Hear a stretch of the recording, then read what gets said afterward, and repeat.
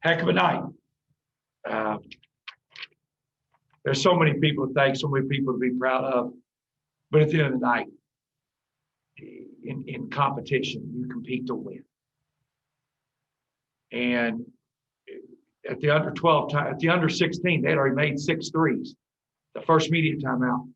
They make 7 out of 22 on the year. So we just didn't adjust well. And I'm going to give you a stat that we've had 3 concrete stats since September that we've emphasized, but I'll tell you one of them. Follow along with me. Our points in the paint plus free throws, our goal is to outscore them. Their points in the paint plus free throws. Because making this transition, a lot of times you're going to be undersized, etc. We outscored Duke by 8 points in the paint and free throws. Now, who would have ever thought that? Tonight, it was 53-22. But, you know, they averaged 7 out of 22 from the 3 in their 4 games. And tonight, give them credit. They go 17-36 and outscores 42 points from the 3-point line. Mathematically, you can't win that game when you get outscored 42 points from the 3-point line. And you pick your poison. And, you know, a couple of guys made some that had not scouting report wise, we didn't think. But, you know, at the end of the day, that's where the game boiled down to. Our preparation was incredible. We're still shorthanded without CJ and Garrett. The staff at Bellarmine, what they did to pull this game off, it's, and I know, you know, you're patting back on your own people's back, but I know I was out here all day yesterday, and they had zip ties tying up seats, and there's 18,000 seats. This game was great for college basketball. I don't like the outcome, but in my opinion, this game was great for college basketball, and I'm proud of it. Go ahead, fire away. Scotty, just beyond the outcome, just how did it feel to be back in this building? I mean, it had to be kind of some strange moments. And I think the people at the KFEC, the Bellarmine staff, I don't know how you could ask for more. The place was clean. The place was vibrant. I mean, the technology. This is a big-time facility to recruit to grow a college basketball program, and to put your university that you're going to do things right. It's not really about how I felt. My emotions were amazing. To answer that question, Eric, it was incredibly special, but it was very gratifying how hard everybody worked to pull this off. This was an amazing night, in my opinion, of college basketball. And it's only going to grow from here. That's our goal. Let's grow it from here. We always, whenever Louisville played there, we always called this a shooter's arena.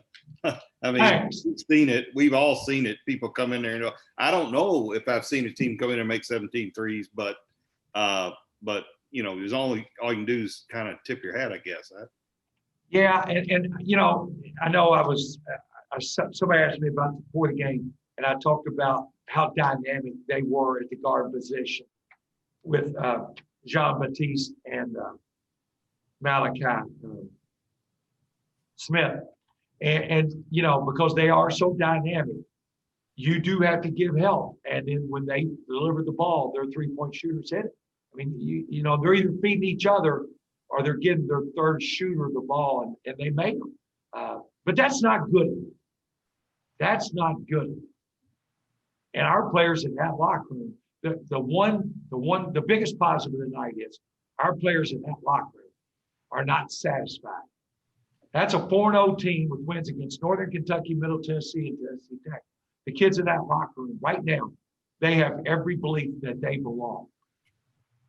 They believe they should have won the game. Give Chattanooga credit. They believe they should have won the game. And I'm not getting into moral victories and this and that, but I think this game, from a organizational standpoint, the way Bellarmine put the game on, and the people with Freedom Hall to the play on the court. That was, I'm proud of this basketball program and this university. Scott, you mentioned earlier the struggles of defending the 3-point line tonight. Do you think there's some things that you all can put in immediately to make an adjustment to, keep teams from getting hot beyond there, or is it just this night where you just ran into a team? No, Duke was 14 for 50 going into the game against us in their 2 games, and against us they went 13 for 26. A 4-game average. Chattanooga was 7 for 22, and tonight they go 17 for 36. Yes, we've got to have better, more aggressive closeouts with more urgency to make the player bounce the ball. The shooter, the NBA analytics off of catching and shooting a 3, and they play 82 games a year plus playoffs. The NBA analytics of catch and shoot versus taking 1 dribble or 1 or 2 or more dribbles, they're astronomical. And we're allowing too many catch and shoot. We've got to make them put the ball on the floor. And I'm just trying to be, Jonathan, a little technical there, but that's, to answer your question, that's got to be the remedy right there. And it's aggressive closeouts. Make the shooter put the ball on the floor. Obviously, this kind of spoils the home opener for you all, so you got to wait to, get that first home win. But, what's kind of the key to, putting this one behind you all quickly so you can focus on, traveling to Baltimore to face Morgan State? Well, Morgan State beat Iona yesterday in an afternoon game, and they outscored them 33 from the 3-point line. So you know where the emphasis is going to be. They outscored Iona 33. They outscored them by 11 threes from the 3-point line. So we know where, Morgan State's not dumb.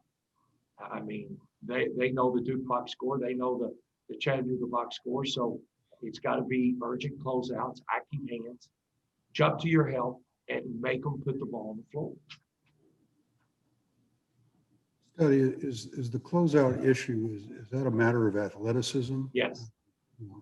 You just not have the bodies who can get there at this point? Well, you got to understand too, Tim, that's a great question. A year ago, our closeouts were different because the 3-point line a year ago was the old 3-point line. And now this 3-point line, our closeouts are further. And 1 step short is a big difference of a guy putting the ball on the floor or him being able to pull. And, we played last year, Division II was a year behind adjusting the 3-point line. And we've got to adjust quicker. Now, we've adjusted all fall, but we're not a team who shoots 36 threes a game. So it's going to be a little bit of a work in progress in that. But I'm not making an excuse. That's a fact. Our closeouts are a little bit different than they were a year ago. Obviously, the level of competition. But our closeouts are physically different. We're closing out further than we did before. You want to see your guys take more threes or not? Yeah, we're without our best 3-point shooter, CJ. He comes back Friday. Yes. We are. The numbers don't lie. And that would have been a big asset tonight. What was the last game you saw in this arena? When we played Cincinnati here in the exhibition game 4 years. Prior to that, wow. 2013 Elite Eight, probably. Yeah, the 2013 Elite Eight was here. That would have probably been the last time. Can you maybe speak to the idea of, this is obviously a bigger investment to play in here, and with the pandemic and all that, you're not going to be able to get the crowds that you would get normally. How do you justify that investment this year? Well, because in Knights Hall, the health department said we could have 328 people. That 328, including everybody in the building that was breathing, players, coaches, officials, ticket takers, security, it counted everybody. Well, that would have boiled down to literally being a handful of students, the players' families, our families. That would have been it. Well, by here, we're allowed some 2,700. So we're the only entity in all of sports that we're trying to add to our crowd.